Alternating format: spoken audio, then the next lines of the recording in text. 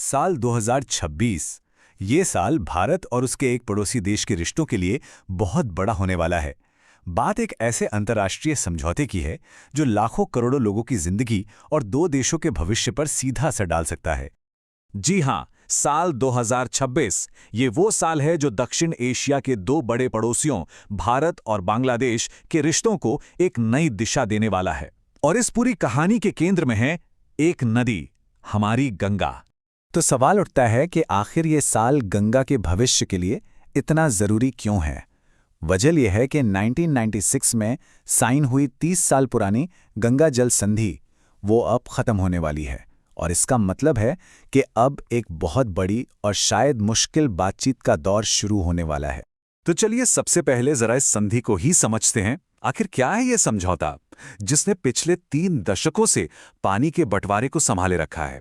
ये जो गंगा जल संधि है, ये 1996 में भारत और बांग्लादेश के बीच हुई थी। ये एक 30 साल का अग्रीमेंट है और इसका मुख्य मकसद है सूखे मौसम में, यानी 1 जनवरी से 31 मई के बीच गंगा के पानी को आपस में बांटना। अब इस संधि का जो सबसे जरूरी पॉइंट है वो है भारत का फरक्का बैराज। ये वो जगह है ठीक जहां से गंगा नदी बांग्लादेश में एंटर करती है। तो सारा हिसाब किताब यहीं पर होता है। यहीं पानी के फ्लो को मापा जाता है और फिर तय होता है कि किसे कितना पानी मिलेगा। अच्छा, अब जरा इस फॉर्मूले को देखिए, ये बहुत दिलचस्प है। देखिए, इसमें 3 कंडीशन है।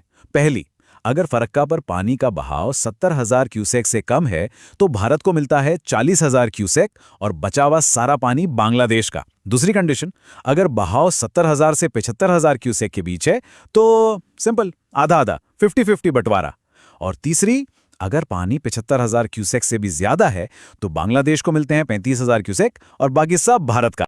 लेकिन इस संधि में एक बहुत ही जरूरी क्लॉज है, एक तरह से बांग्लादेश के लिए एक सेफ्टी नेट।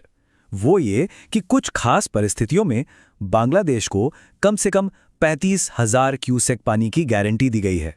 मतलब पानी का फ्लो कितना भी कम हो जाए, उन्हें इतना पानी तो मिलेगा ही। तो अब जरा देखते हैं कि इस संधि पर दांव पे क्या लगा है। और बात सिर्फ पानी की नहीं है, असल में ये 1.6 अरब से ज्यादा लोगों की जिंदगी और उनकी रोजी रोटी का सवाल है। आपको पता है, बांग्लादेश में गंगा को पद्मा नदी के नाम से जानते हैं, और वहां के लोगों के लिए यह नदी क्या मायने रखती है वो इस एक लाइन से समझ आता है। अगर पद्मा का पानी रुका तो लाखों लोग मर जाएंगे। इससे पता चलता है कि वो अपनी खेती और कह सकते हैं कि अपने अस्तित्व के लिए इस नदी पर किस हद तक निर्भर हैं। और सच भी यही है। पिछले 30 सालों से इसी संधि ने बांग्लादेश के एग्रीकल्चर सेक्टर को फलने फूलने का मौका दिया है। उनकी आबादी बढ़ी है। एक तरह से ये समझौता उनके विकास और स्थिरता की नींव रहा है।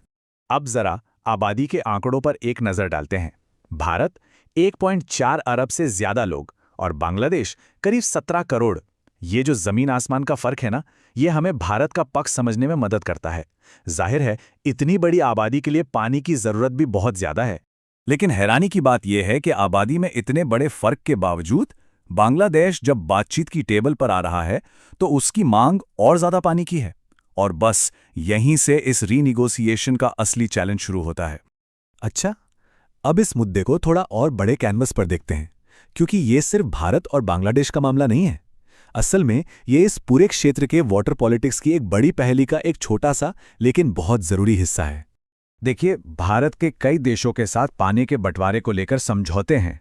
पाकिस्तान के साथ सिंधु जल संधि है, नेपाल के साथ महाकाली, कोसी और गंडक समझौते हैं। तो ये सब मिलकर एक बहुत ही कॉम्प्लेक्स वेब, एक जाल सा बनाते हैं, और गंगा संधि भी इसी का एक हिस्सा है। और अब भारत इन सभी संधियों को दोबारा क्यों देख रहा है? वजह साफ है।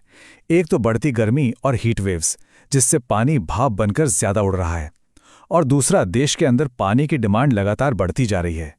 तो इन सब वजहों से भारत पर अपनी पुरानी वाटर पॉलिसी को रिविजिट करने का दबाव है। और इस मामले को और भी ज्यादा पेचीदा बनाने के लिए एक और एंगल है, वो है पॉलिटिकल बयानबाजी। बांग्लादेश में कुछ तरफ से भारत की टेरिटोरियल इंटेग्रिटी को लेकर जो बातें होती हैं, वो भी इस बातचीत के माहौल में एक और लेयर जोड़ देती हैं, जिससे चीजें और कॉम्प्लेक्स हो जाती हैं।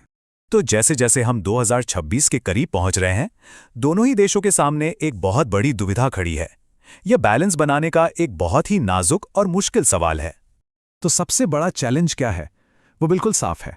एक तरफ है बांग्लादेश, जो पानी के लिए बहुत ज़्यादा निर्भर है, और दूसरी तरफ है भारत, जिसे अपनी इतनी बड़ी आबादी के लिए पानी की सुरक्षा करनी है। इन दोनों के बीच बैलेंस बनाना ही सबसे मुश्किल काम है। और यहीं पर आके हम एक बड़े सवाल के साथ रुक जाते हैं। नदियां तो साझी हैं, पर देश अलग हैं। तो ऐसे में जब एक देश के अस्तित्व का सवाल दूसरे की स्ट्रैटेजी से टकराता है, तो एक सही और न्यायपूर्ण संतुलन कैसे बनाया जा सकता है? ये वो सवाल है जिसका जवाब आने वाले सालों में इस पूरे क्षेत्र का भविष्य तय करेगा।